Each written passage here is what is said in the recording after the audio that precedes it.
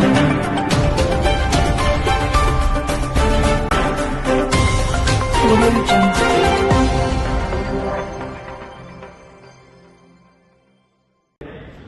వస్తే SC hostels ఉన్నాయి, BC hostels ఉన్నాయి, ఎస్సీ హాస్టల్స్ ఉన్నాయి. ఇదంతా కూడా పిల్లలు స్టే చేసే ప్లేసెస్, హాస్టల్స్ కావచ్చు, రెసిడెన్షియల్ ప్లేసెస్ కావచ్చు. అక్కడ కూడా స్పెషల్ గా మెడికల్ ఆఫీసర్ పోయి వాళ్ళకి కూడా ఒక కైండ్ ఆఫ్ అవేర్నెస్ క్రియేట్ చేసి అక్కడ మస్కిటో స్టే కాకుండా ఆ ఎన్విరాన్మెంట్ మొత్తం స్కూల్ ఏదైతే సరౌండింగ్స్ ఏదైతే ఉన్నాయో అదంతా వెరిఫై చేసి అక్కడ ఉన్న టీచర్స్ కి, అక్కడ ఉన్న ప్రిన్సిపాల్ కి, లేకపోతే అక్కడ ఉన్న స్పెషల్ ఆఫీసర్స్ కి వాళ్ళకి చెప్పేసి అక్కడ ఇది రిపీట్ కాకుండా చూసుకోవాల్సి ఉంటుంది.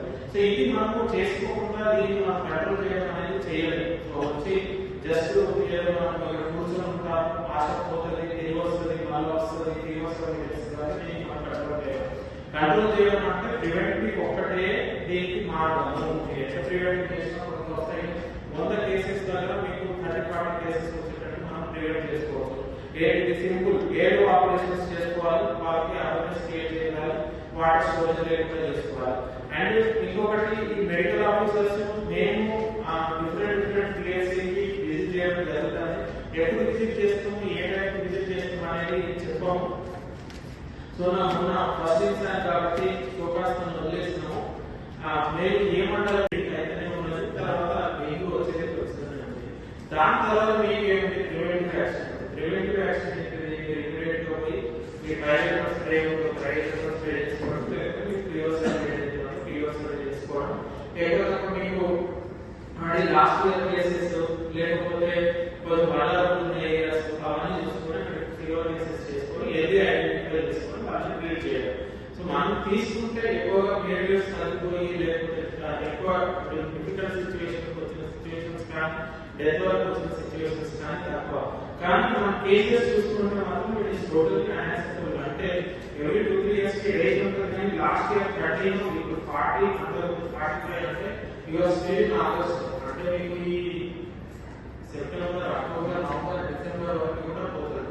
సో డిసెంబర్ వరకు ఈ కేసెస్ అన్ని మనము ప్రాపర్ గా వాళ్ళకి ఐసీ యాక్టివిటీస్ క్రియేట్ చేయకపోతే, ప్రాపర్ అవేర్నెస్ క్రియేట్ చేయకపోతే ఇట్లానే అక్కడ కూర్చొని first thing we will start with children diseases.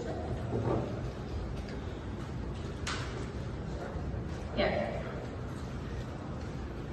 So as on today in the meeting, sir, all the deputy DMNHOs, program officers, DCHS, superintendents and RMs of the hospital and all the medical officers are వాళ్ళందరినీ ఆర్థికంగా బలోపేతం చేయాలనే ఉద్దేశంతోనే కొన్ని activities for example canteens కావచ్చు, లేకపోతే hybrid enterprise కావచ్చు, helping animals కావచ్చు,